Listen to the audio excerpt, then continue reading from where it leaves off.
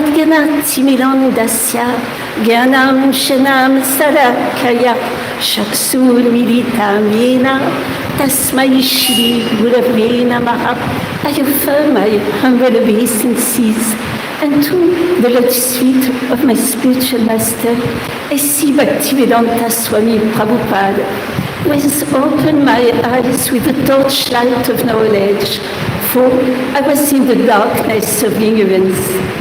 Nama Om Vishnu Padaya Krishna Prestaya Bhutale Srimate Bhaktivedanta Swami Niti Namine Namaste Saraswati Devi Gauravani Prachaline Nirvisesa Shunyavadi Pashatya Deshatarine Jaya Shri Krishna Chaitanya Prabhu Nityananda Shri Advaita Gadadara Shivasadi Gaura Bhaktavinda Hare Krishna Krishna Krishna Hare Hare Hare Rama Rama Rama Hare Hare Vanshakarpatanubhyasha Kripa Sindhubhya Evacha Patitanam Pavanibhyo Vaishnavibhyo Namo Namaha. Srila Prabhupada ki Jai. Hare Krishna, dear devotees. I want to express that I feel very, very honored and grateful to be amongst all of you in that most magnificent temple. So I just came last night, quite late, from a Chopati and Govardhaniko village, and I was told I should read a verse and the purport, and after talk about any subject. So I'm going to try. So we will read the beautiful verse about Arjuna. And after, in Chopati and in Govardhaniko village, Radha Swami was there. So we dived into the pastimes of Lord Nrsimhadev. So if you don't mind, I was thinking to meditate with all of you on Lord Nrsimhadev, how he's protecting the devotees even in modern time. And I was going to go with you in the past, but we know in Krishna consciousness, even the pastimes of preaching that happen in the past, they are eternally present. Do you understand my French accent? Yes. It's okay? Okay. So we will dive in the pastime of the beginning of the preaching in the Soviet Union. And actually, His Holiness Gopal Swami Maharaj took a lot of part in that preaching in a very glorious way. But we will mostly talk about the devotees who underwent very, very severe austerities, and we will see how Lord Nrsimhadev protected them. Let me ask you when I should finish. Including question answers at 9 o'clock. Okay, so we will do quick. It's so much more to say, but we will do very quick.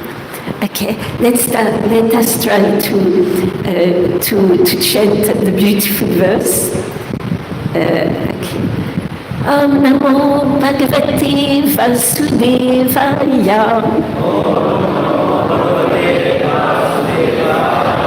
Om Namo Bhagavate Vasudevaya.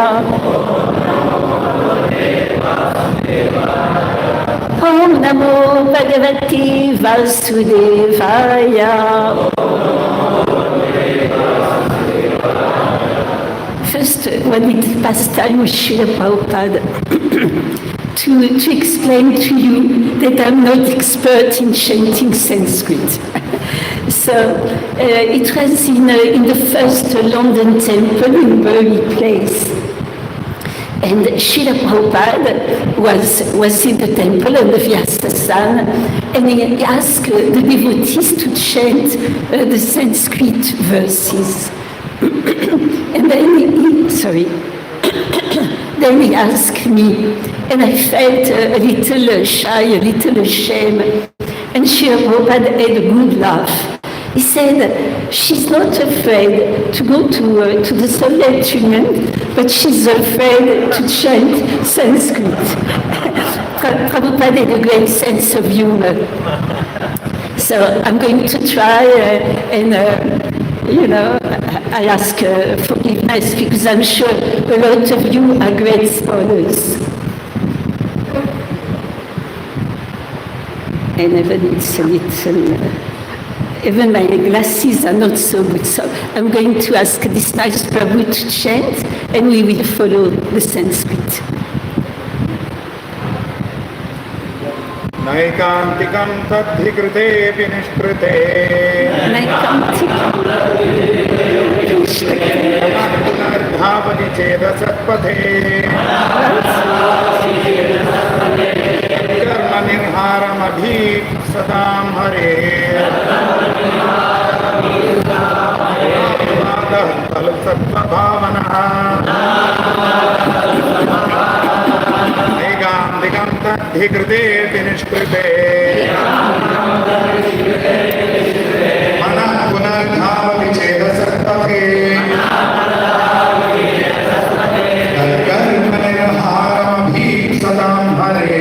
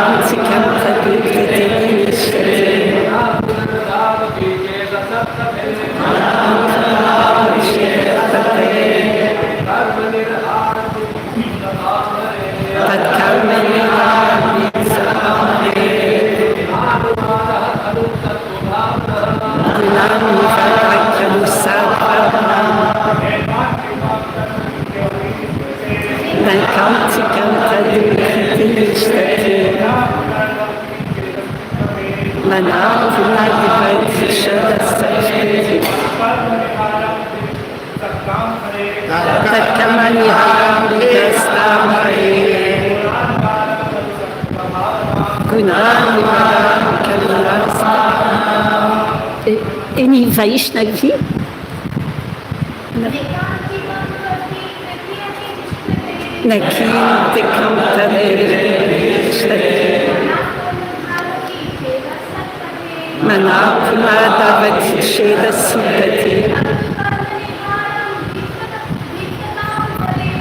Tatkamanita Lamadisatam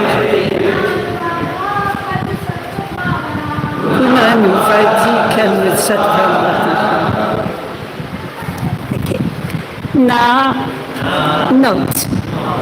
Akantikam, absolutely cleaned. That the heart, he, because, krite, very nicely performed.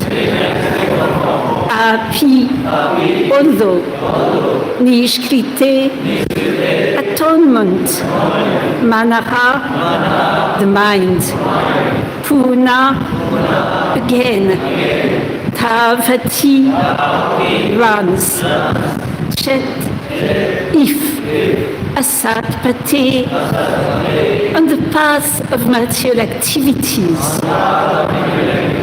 That, therefore, karma ni haram, cessation of the fruitive reactions of material activities. Cessation of the fruitive reactions of material activities.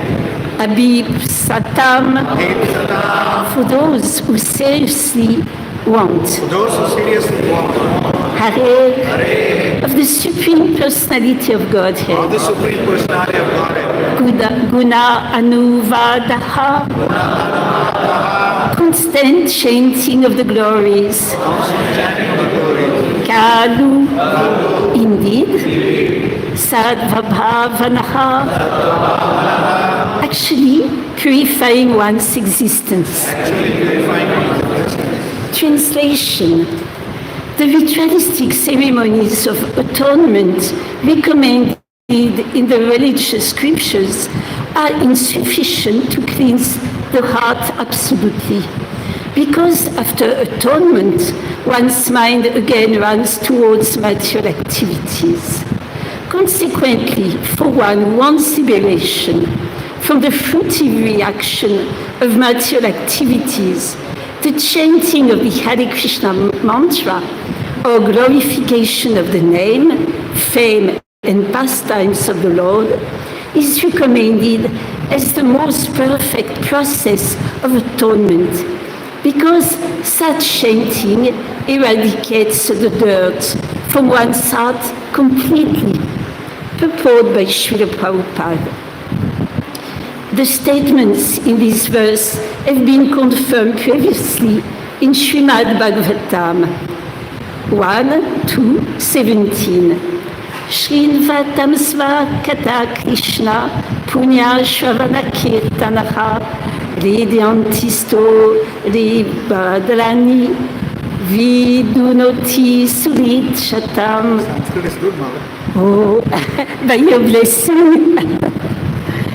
Sri Krishna, the personality of Godhead, who is Paramatma, the super soul in everyone's heart, and the benefactor of the truthful devotee, cleans desire for material enjoyment from the heart of the devotee who relishes his messages, which are in themselves virtuous when properly heard and chanted. It is the special mercy of the Supreme Lord that as soon as he knows that one is glorifying his name, fame, and attributes, he personally helps cleanse the dirt from one's heart. Therefore, simply by such glorification, one not only becomes purified, but also achieves the results of pious activities. Punya Shravana Kirtana. Punya Shravana Kirtana refers to the process of devotional service. Even if one does not understand the meaning of the Lord's name, pastimes, or attributes, one is purified simply by hearing or chanting of them. Such purification is called Sadvabhavanaha. One's main purpose in human life should be to purify his existence and achieve liberation. As long as one has a material body, one is understood to be impure. In such an impure material condition, one cannot enjoy a truly blissful life, although everyone seeks it. Therefore, Srimad Bhagavatam 5.5.1 says, Tapo divyam putraka yena sattvam suryet. One must perform tapasya. Austerity, to purify his existence in order to come to the spiritual platform, the tapasya of chanting and glorifying the name, fame, and attributes of the Lord. It is a very, very easy purifying process by which everyone can be happy. Therefore, everyone who desires the ultimate cleansing of his heart must adopt this process. Other processes such as karma, jnana, and yoga cannot cleanse the heart absolutely. Translation again. The ritualistic ceremonies of atonement recommended in the religious scriptures are insufficient to cleanse the heart absolutely, because after atonement, one's mind again runs to all material activities.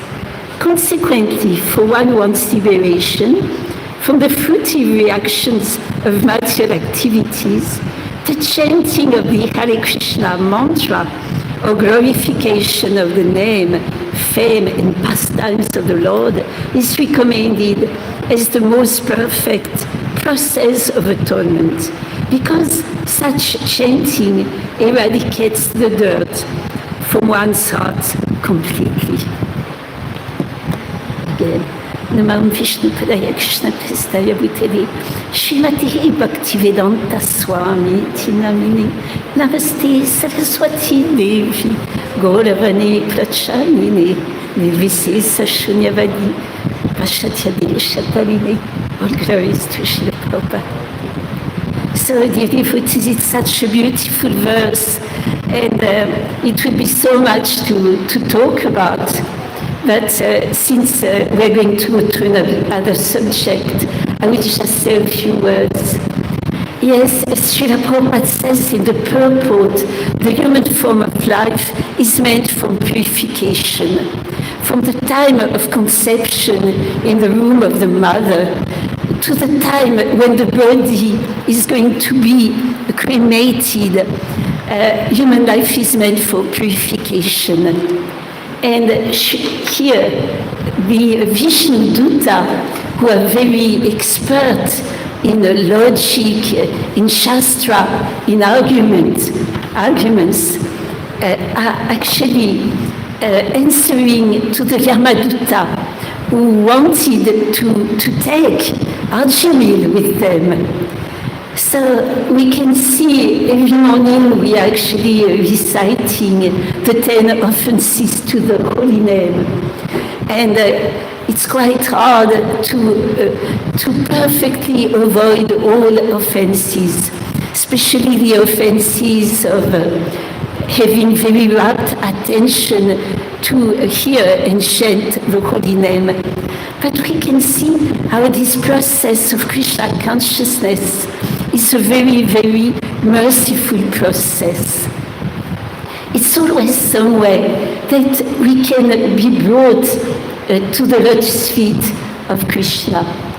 And Srila Prabhupada, who came to give to the Western world this process before coming back to India, actually gave it with such compassion, so much mercy. So the Lord is so much more eager than us, for us to go back home, back to Godhead. It says that if we just do a little step towards the Lord, it's just doing hundreds of steps towards us. And we won't have time today, but if any one of us in the room could tell how we came to take up this Krishna consciousness process, we will see very mystical, amazing circumstances that brought us to this Krishna consciousness movement. And because Krishna, as Paramatma, it is stated in the purport, is in the heart. When he sees a little desire, then he makes all the arrangement that we will meet, some devotees or Srila Prabhupada books, then we will be attracted, and ultimately we will take shelter at the lotus feet of our eternal spiritual master. So it's a process of mercy. And the verse is talking about atonement. So Prabhupada used to talk about, Prabhupada was absolutely non-sectarian.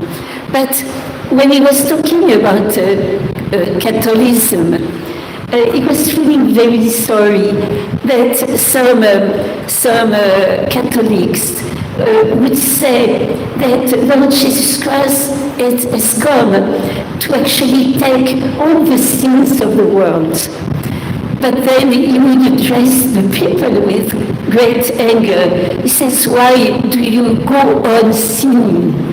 It seemed to some people, not all of them, that it was sufficient for Lord Jesus Christ to come, and that would be a sufficient atonement. But we shouldn't go on sinning. So it's a beautiful verse and wonderful purport, and maybe tomorrow you will discuss it more because it's very, very rich. So now let us see our Lord Nishringadev. Let me check the time. Let us see our Lord Nishringadev carries on protecting the devotees in the modern age, and especially his very dear devotees and the devotees who are preaching. So you all know the story. Then Shyamasundar Prabhu actually wrote a letter to a scholar of hymnology called Professor Kartovsky, who was teaching in Moscow, and he asked him, actually, could you invite our teacher, S.C. Swami Bhaktivedanta? It would be very nice, he could discuss the Vedic scriptures with you. And at that time, it was very, very difficult to bring any literature, because at the time the Soviet Union was the kingdom of atheism. There was actually a university of atheism in Moscow. The only part in the world where we can find such a university. So we know in Prabhupada Pranam Mantra, the second one, then Prabhupada came to eradicate voidism and impersonalism. So atheism is in the same range. Prabhupada was very, very happy to come. But for the first 3 days, he couldn't meet any youth, and he felt very, very frustrated. But when he was when he came out of the plane, he didn't know one thing. His only daughter, Malati Devi Dasi, she was known for spiritual disobedience. And she did something. Nobody took any of Prabhupada books, but secretly she put a Bhagavad Gita in a Shyamasundar suitcase. She thought, Srila Prabhupada is coming to Russia and there are no books, it's not possible. So she kind of smuggled the Bhagavad Gita in the suitcase. And when the Prabhupada, Shyamasundar, Aravinda Prabhu went through immigration, the officer told Shyamasundar to open a suitcase, and it fell on the floor. And then the little blue pocket Bhagavad Gita was there on the floor, shining out of its own glory. And Shyamasundara's face went white. But by Yogamaya's arrangement, the man felt quite embarrassed, and he told Shyamsundar, just put this book back, And somebody told Prabhupada, we've seen in the movie of Jadubara Prabhu, somebody told Prabhupada, we want to arrest you for that. But as we learned later, the Soviet Union had 3 enemies. Who knows these 3 enemies the Soviet Union had? Somebody knows? CIA, American CIA. Yeah, surely. But they had 3 other enemies. It was rock and roll, music, Coca-Cola, and Hare Krishna. And so we could see that Prabhupada and the devotees were really protected by Lord Nrsimhadev. There was one, I check, time is flying. There was one devotee who came during the 40th anniversary of Srila Prabhupada coming to Moscow. And our dear Rasamrita Devi, who is with a little daughter, she was there. Do you remember? It was one of the most beautiful festivals. So the first heroes who preached under KGB persecution came and told their stories. So one of them, he was a cook for Krishna. He came and he said, at the time I was a KGB officer. KGB was the secret police. And one time my superior came to me and they said, okay, you have a special mission. We will give you a book. You have to read it very, very carefully, because we have to understand the philosophy of our opponents, of our enemies, in order to defeat them. So, which book was it? Bhagavad Gita, as it is by Srila Prabhupada. So the man, he took the book, he started to read, but soon he got a big problem. He couldn't find anything wrong in the book. He loved the book. So he took his time, as he was told to, and after some time, the superior officers came and said, what's happening? It's taking really a long time. And he told them, I love the Soviet Union, I love Lenin, I love Marx, I love Stalin, and I always obeyed your order. But this time I'm very confused. I cannot find anything wrong in this book. So they discussed, they tried to argue, and they say, okay, we won't punish you because you followed orders, but you have to get out of the KGB. And before that, he went into a house. He had devotees' addresses. Devotees were going to be arrested, and he told them, he knocked on the door. A lady devotee opened the door. She was very frightened. And he says, do not worry, I have a question about Bhagavad Gita.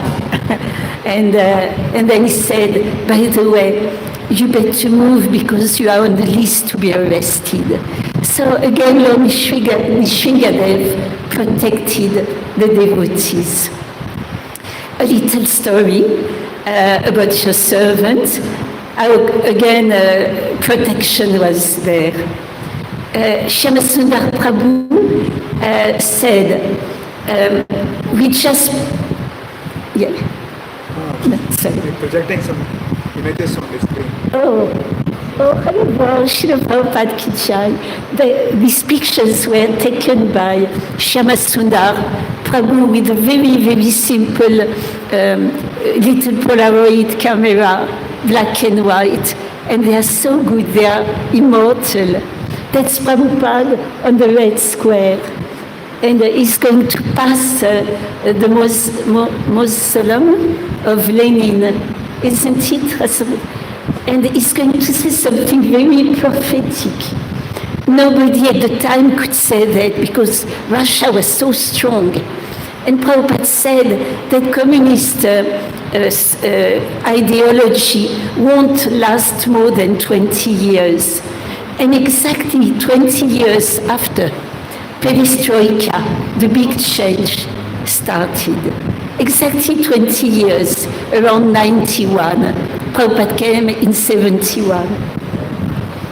So then that boy, then Shyamasundar said, we got the Srimad Bhagavatam, published hot from the press. Would you take it to Russia? I said, yes, Prabhu.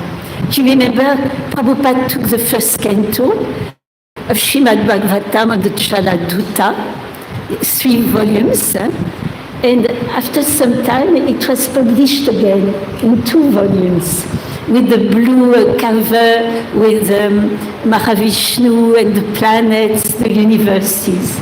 So these were the first books coming out. And I was trying to understand what's the best way to take them. Should I take a plane? Should I take the train? And Paramatma directed me to the train. Very soon after being on the train, one lady came and she says, I hope you don't have any religious books, because the militias, they are going to become mad. And you cannot hide them anywhere. They will look under the beds, they will look in the suitcase, they will look anywhere. So I looked at her and said, oh no, don't worry, I don't have any religious books. But I was trying to find out what to do, The Srimad Bhagavatam is to go to Moscow, to the first devotee Prabhupada met. His name was Anatoly, and he became Ananta Shanti Prabhu. So the train was going on and on.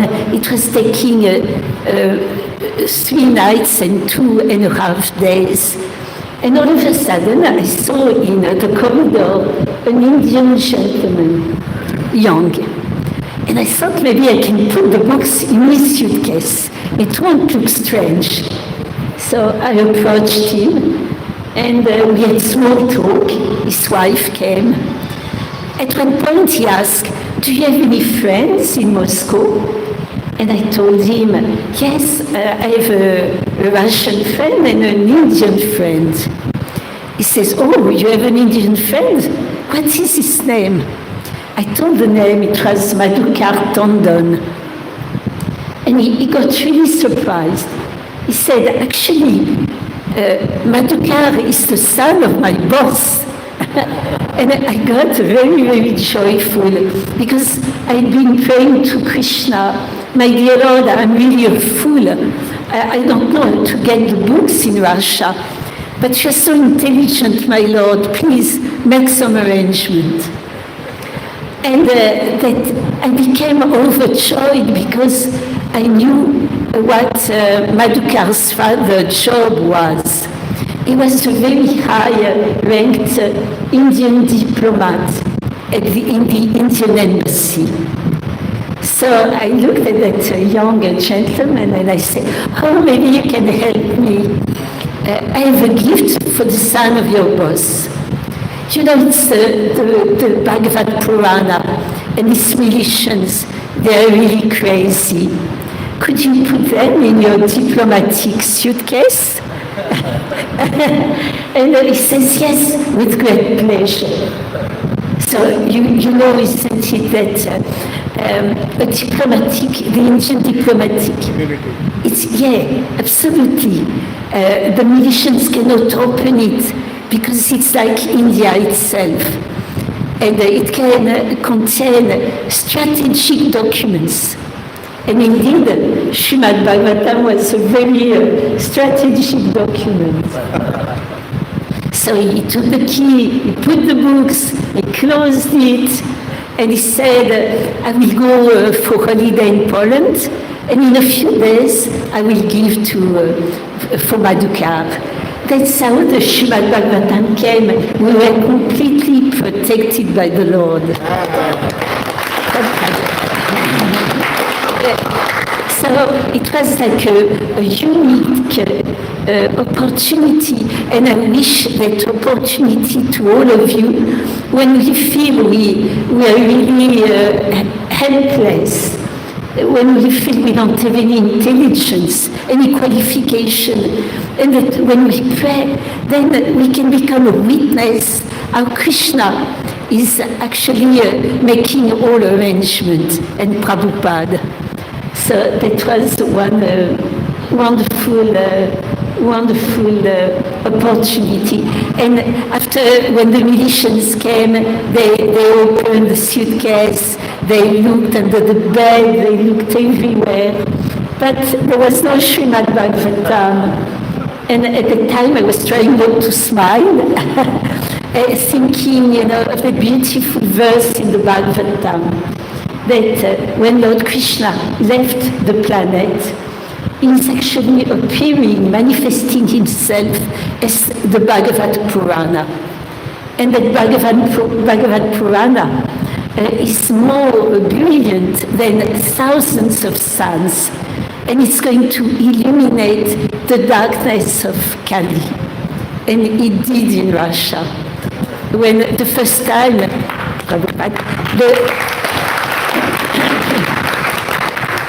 the first time of my first visit to Russia, it was all black, white, black, gray, and people were very sad, not looking at each other.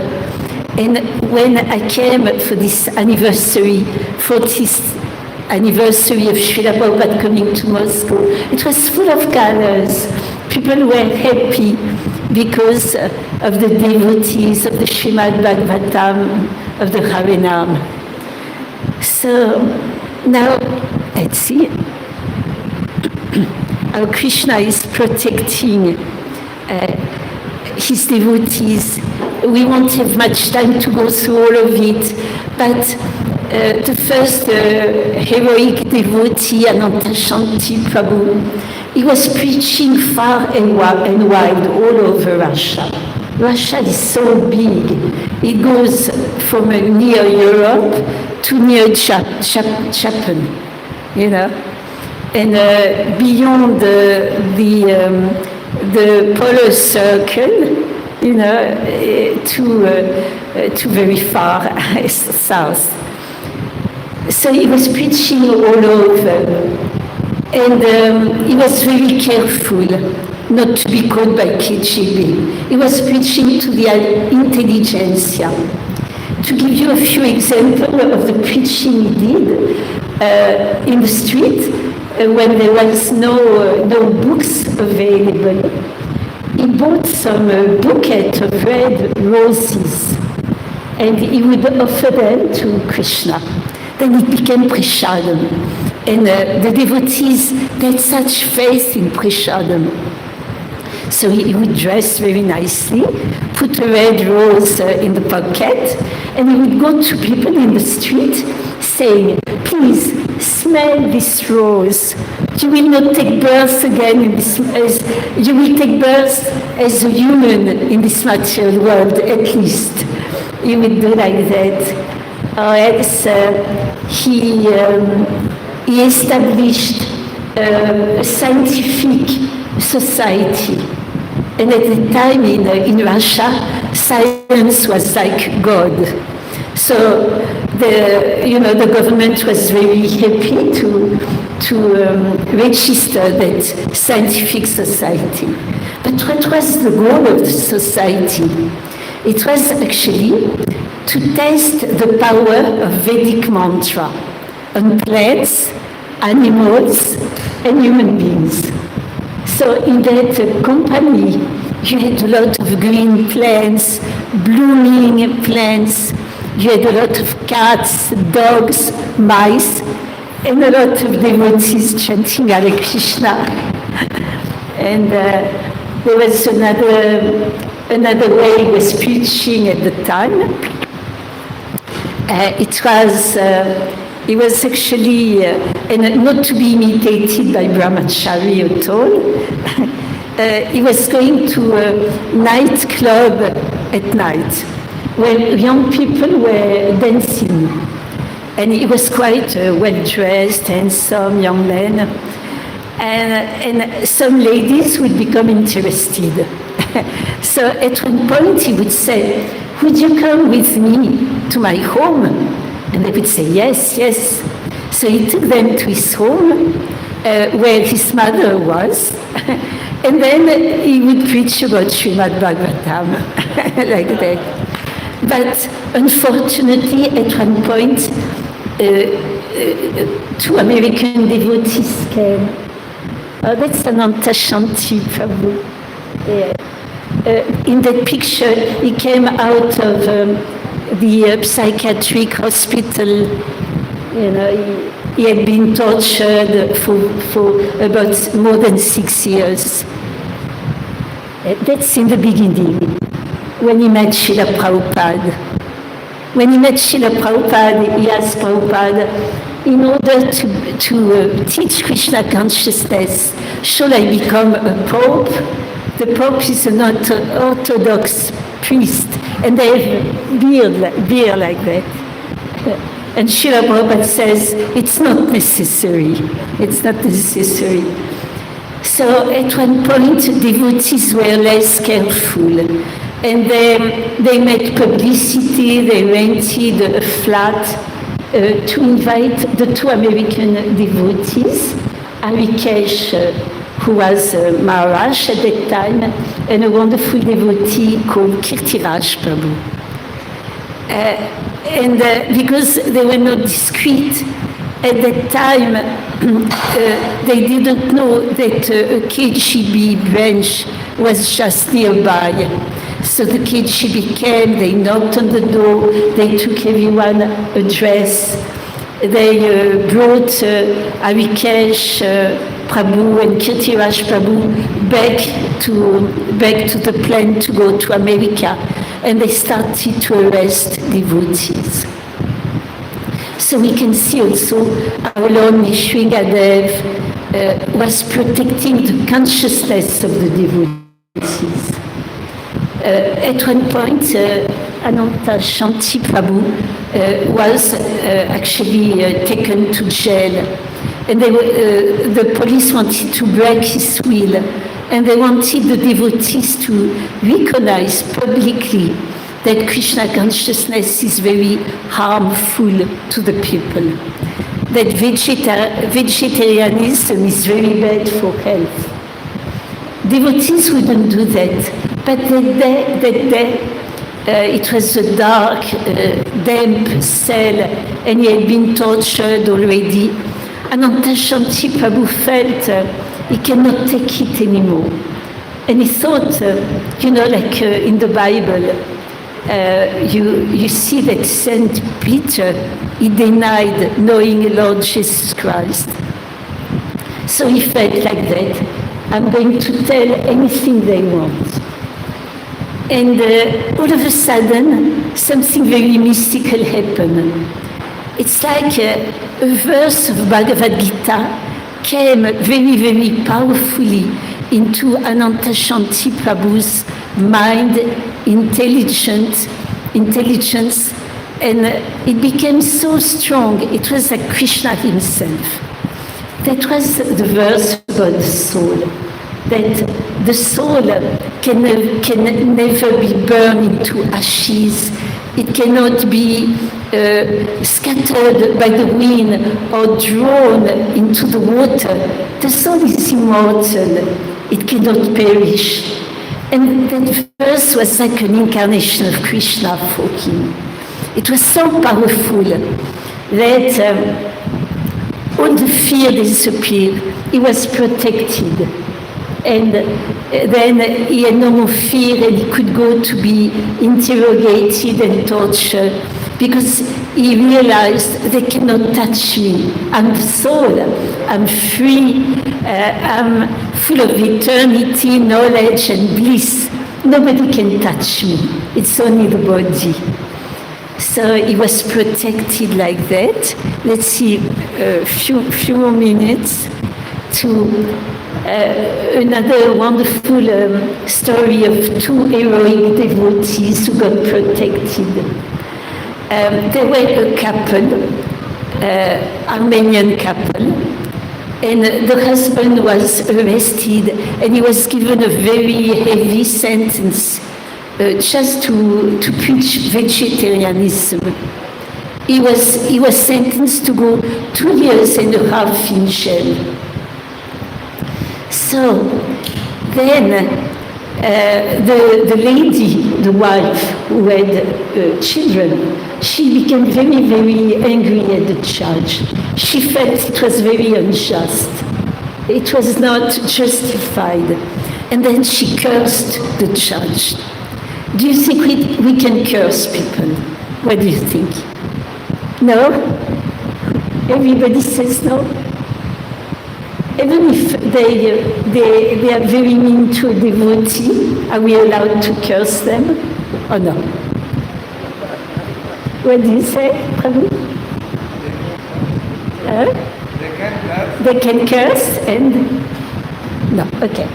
So, if a devotee gives a curse, what kind of curse do you think it's going to be?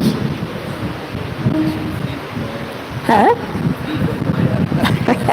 Very good. And we should all forget material desires and focus. Yeah, it could be, but it was another curse. Do you want to know? Yeah. So the curse was, I curse you.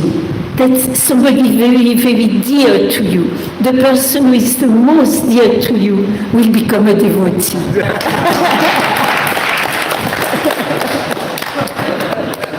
So then perestroika was finished, perestroika started, communism started to fade away, and there was a war between two countries of the Soviet Union, and devotees distributed prasadam. The husband went out of jail, and they were serving prasadam to the people from both countries. And all of a sudden she recognized the judge. People were starving. He was coming to take prasadam from the devotees, like a little shy. And when a lot of young people were joining, one time there was a very enthusiastic young boy. He had to do some service. He gave his passport to the lady. Then she took the passport, she wrote. She became very, very, very surprised. It was actually the name of the judge. He was the son of the judge. And he had become a devotee. So Krishna was protecting the devotees, and even some of them died. Like maybe you have read a beautiful book called Salted Bread. Who has read? Yeah. So you know the story of Sachisuta Prabhu, who actually got very, very sick, and but he was never complaining. And one day his cellmate, his friend, talked to him, and Sachisuta asked for a sheet, white sheet, and he put it as a dhoti. He asked for some toothpaste. He put it as tilak. He shaved his head. And he was chanting in the Lotus Asana. He was chanting and smiling. Sorry.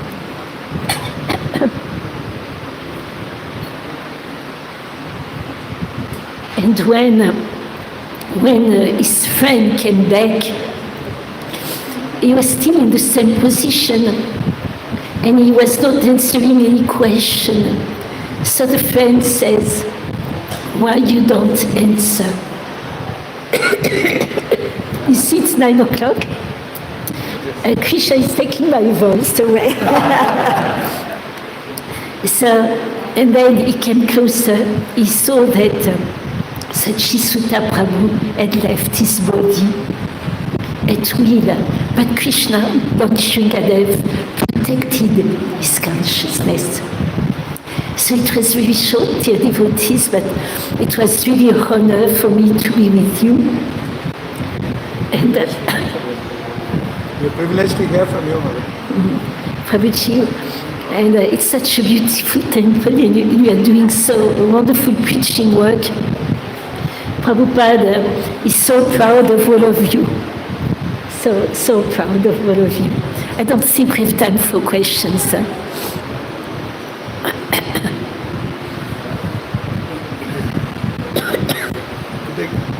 would like to hear from you something else also of your association with Srila Prabhupada. Okay. You can say that and then.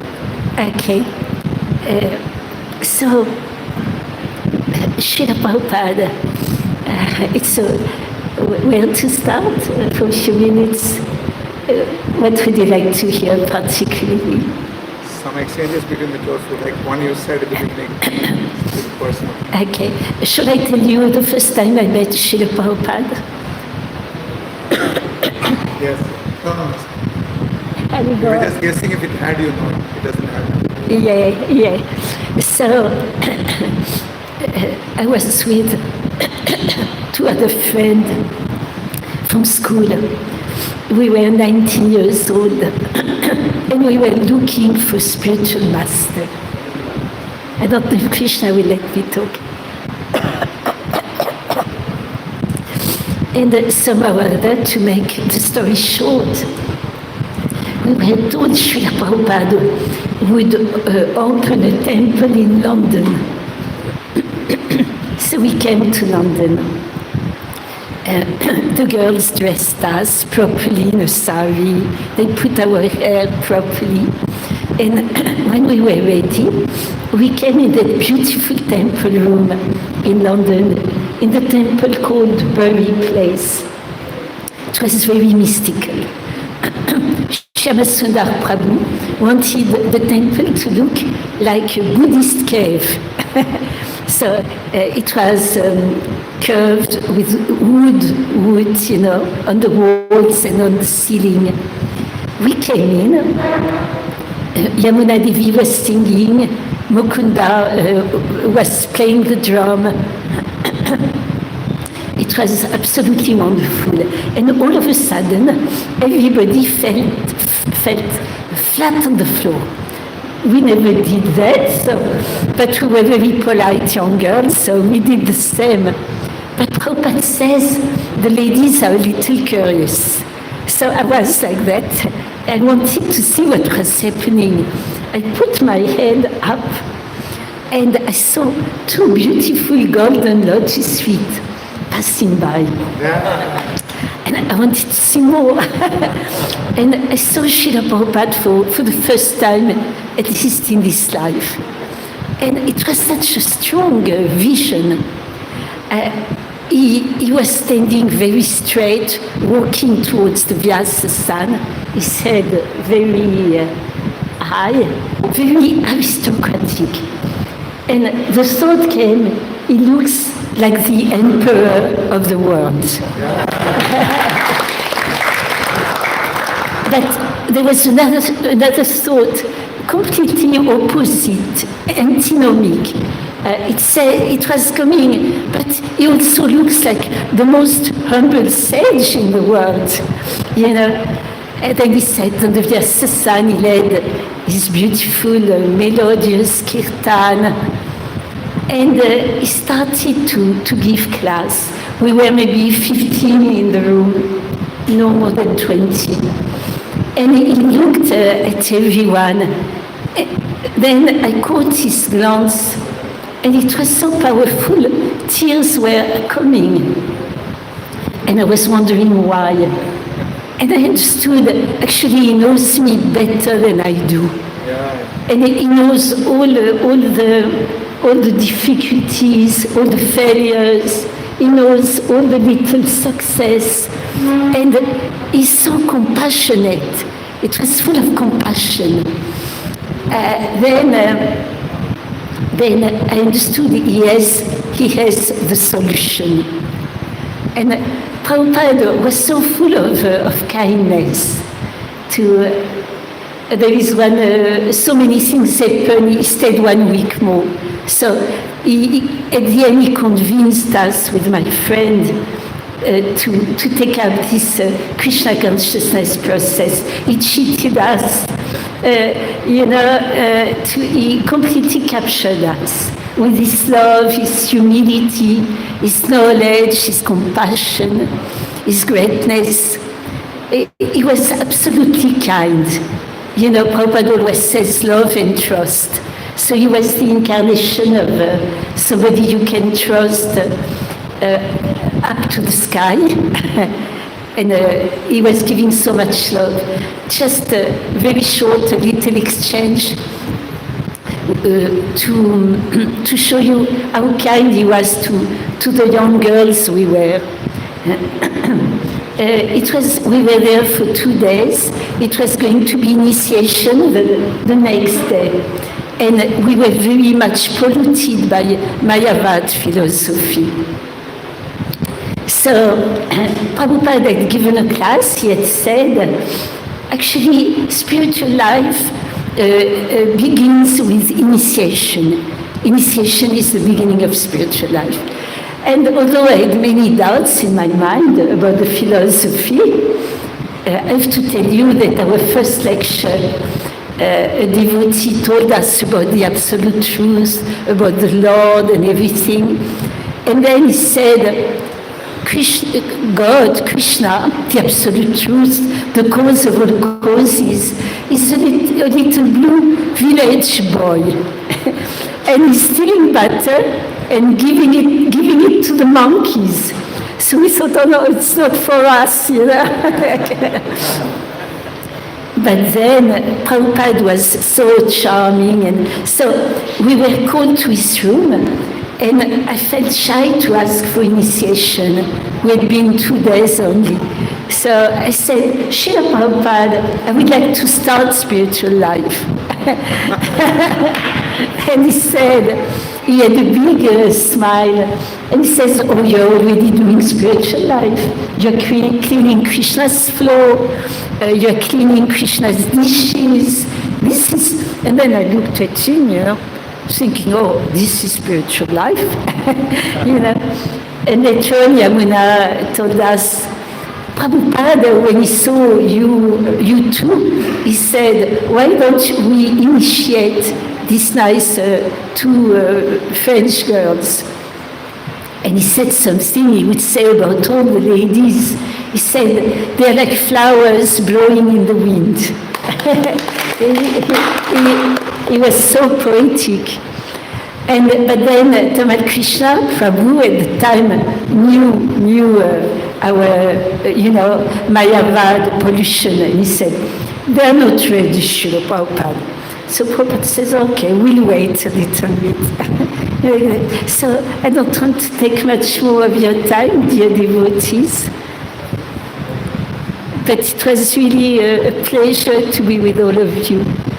It gives so much inspiration and so much joy, because seeing all of you, I know how pleased Srila Prabhupada is, of all the preaching. So many people are coming here. The very good politicians are coming here. Prabhupada is extremely pleased. Oh, Hare Krishna. Yes, thank you. Confirmed. Hare Krishna. Hare Sandani Mataji ke. Jai. Hare Hare Bo.